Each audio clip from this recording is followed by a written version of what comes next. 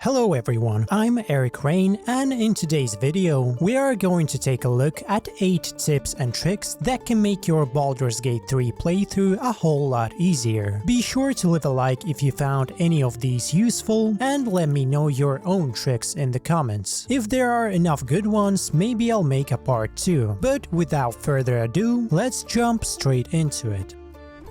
The first little trick we are covering today lets you buff all 4 party members with a single potion. As you probably know, Baldur's Gate 3 has the throw action, which allows you to throw various objects, either from your inventory or directly from the environment. Most players know that you can throw potions at allies to heal or buff them, but what many people don't realize is that some potions and elixirs actually work in an area rather than a single target. All you need to do is group your characters together, throw the potion at the ground between them, and voila, the entire party gets buffed at once. Now you might be thinking, that's great, but in combat I don't exactly have time to gather my entire party into a tiny circle. And honestly, you'd be right, but to that I say that you don't actually need to buff everyone at once. Even if only 2 characters are standing next to each other, you can still get tremendous value out of this trick. Throwing a potion of speed between 2 party members is already enough to completely change a fight. So yeah, incredibly useful trick. Not only does it save resources, but it also makes healing and buffing your party much more efficient. With that being said, there is one important warning. Some potions, usually the really powerful ones, don't work in an area. If you try this with those, you'll simply waste the item. So make sure to check beforehand if a potion or elixir works in an AoE before throwing it on the floor. Now let's move on to the next trick, which actually existed back in Divinity Original Sin 2 and works incredibly well alongside the previous tip. The idea is simple: cast your buffs before combat starts. After all, buffs consume actions, bonus actions, spell slots, and various resources. If you cast them ahead of time, you'll be able to spend those resources on something more useful once the fight actually begins. And here's the interesting part: you can even do this before dialogue-triggered encounters. Buff durations don't tick down while your character is talking if you turn on turn-based mode before it, which means you can load up on buffs beforehand and still have them active when combat starts. A great example would be the Githyanki patrol in Act 1. Let's be honest, there's about 90% chance that encounter ends in a fight. So before starting the conversation, gather your party together and cast every buff you have available, and after that put the turn-based mode on and walk into the dialogue. That prevents your buffs from expiring before the battle begins. As you see, naturally I failed the check and combat begins, but now my entire party is running around with an absurd number of buffs, and this is how one of the hardest fights in Act 1 suddenly turns into a complete joke. Seriously, at that point you barely even have to try.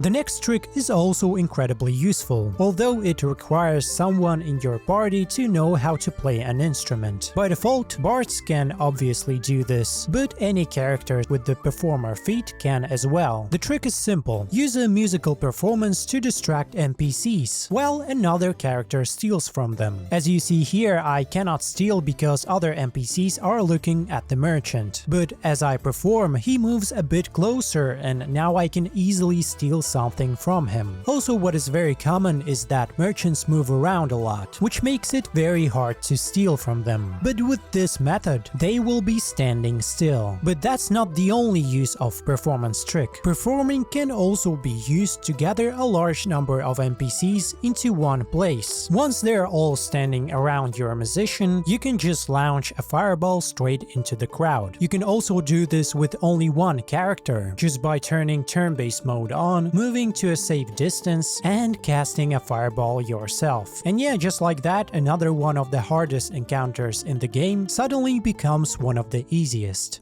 Now let's move on to another extremely useful trick that I learned. You can drop items directly from your inventory during combat to gain various advantages. For example, let's say you're fighting in a very dark area and suffering some penalties. Just drop a lit torch from your inventory and voila, the area is now illuminated and the penalty is gone. And here's what makes this trick so good. Dropping items from your inventory doesn't cost any actions, so you've basically given yourself dark vision for free. Once you understand this mechanic, all kinds of ridiculous plays become possible. For example, you can place burning objects such as candles or torches on the ground and then dip your weapon into the flames for additional fire damage. You can also place a healing potion on the ground next to your character and then intentionally break it to heal yourself. Honestly, there are countless uses for this mechanic. You can even do some things with explosive barrels if you're into that stuff. The important thing is simply remembering that this option exists. Once you start experimenting with it, I'm sure you'll probably come up with plenty of clever tricks of your own.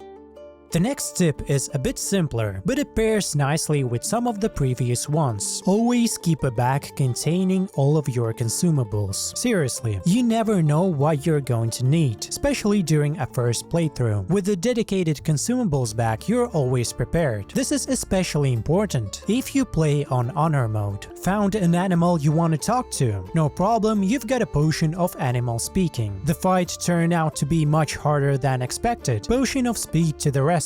Or an invisibility potion if things are really going south. Need to jump off a cliff without breaking your legs? You've got a scroll of feather fall ready to go. If you always keep your consumables with you, the game becomes significantly easier, because Baldur's Gate 3 has potions and scrolls for almost every situation imaginable, so make sure to carry them around at all times. They barely weigh anything anyway, and don't forget that items can be freely transferred between party members whenever you need them. The next trick is more of a general gameplay habit, but surprisingly few players actually take advantage of it. Whenever you know a fight is coming, it's sometimes a good idea to split your party up, hide your characters, and then have them enter combat one by one from stealth. This gives you several advantages. First, it allows you to position everyone exactly where you want them before the fight starts. Second, you'll know where all the enemies are before committing your entire party. And finally, attacks made from stealth are usually performed with advantage, giving you a nice accuracy boost right from the start. There was actually a time when attacking from stealth and entering combat afterwards didn't even consume your action, which was completely ridiculous. Unfortunately, or fortunately, depending on your perspective, this was patched out, so this trick isn't nearly as overpowered as it used to be, but it still can be very useful. The next trick is incredibly useful, but at the same time not very obvious. When one of your companions is downed, you don't actually have to use the help action to get them back on their feet. You can simply heal them, and that's it. In fact, the help action is pretty useless in most situations, and throughout my entire playthrough, I probably used it a few times. Just think about it. Why spend a full action using help when your cleric can spend a bonus action on a healing spell and restore far more health at the same time? Or if nothing else, you can just throw a healing potion at them. In almost every situation, that's going to be much more effective than help. And finally, the last tip is regarding hotkeys. Unfortunately, not many people use them, even though they're super useful. The problem is that in Baldur's Gate 3, we're often controlling 4 different characters at the same time, and doing every single action with the mouse can get incredibly tedious. That's why I highly recommend memorizing at least a few of the most useful hotkeys. G lets you group and ungroup your party, which determines whether your companions follow each other around or move independently. Shift plus C makes your entire party enter stealth. Trust me, you'll be using this very often. Tab opens the inventory screen for every party member, making it much easier to manage and distribute items. Shift plus space toggles turn-based mode on and off. O activates the tactical camera. Mine might look a bit weird because I'm using a mod that alters camera behavior, but on vanilla game it can be very useful. video. Tilde enables a much clearer highlight for allies and enemies, making it easier to see what's actually going on during chaotic fights. Also, don't forget that Z is the default jump key. Knowing that shortcut makes all those platforming sections significantly less annoying.